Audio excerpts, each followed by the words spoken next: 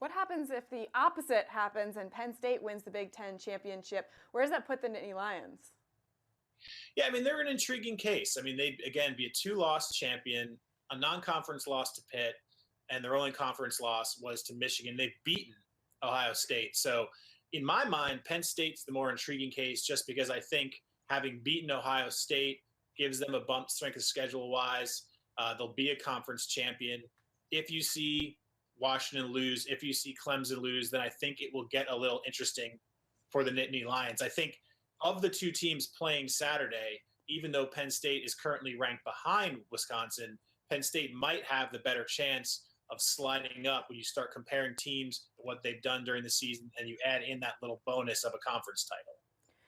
All right, so Brian, a question from one of our colleagues and one of your colleagues from Sports Illustrated, Emily Kaplan, had a really interesting idea. She was saying how she doesn't necessarily think that Penn State should be in the college football playoff, only because to then go get blown out by Alabama in the semifinals wouldn't really look great. Why not go to a smaller bowl and end the season on a positive note, on a high note? What are your thoughts on that?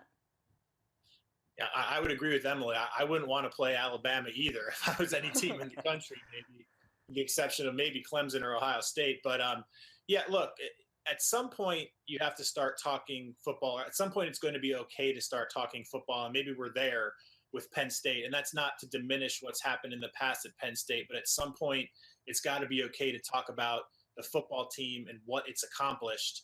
And I get what Emily's saying. If you win the Big Ten championship, you're going to wind up playing in the Rose Bowl. You're going to wind up playing in a New Year's Six Bowl, guaranteed, probably one way or the other. This is a nice block for James Franklin to build on. Penn State has momentum. Penn State is moving in the right direction football-wise, specific to the football team, the players in the team, the coaching staff. Things have settled down a little bit in that sort of narrow realm of things. If you go to the playoff and you get hammered by Alabama, I guess there would maybe still be some questions about how far back Penn State actually is. But she's right. I mean, you're going to go – if you miss the playoff, you're a conference champion that gets to play in the Rose Bowl. And even if you lose on this weekend, this Saturday, you wind up a team that's going to play in a New Year's Six game like the Cotton Bowl or Sugar Bowl against another high-quality team.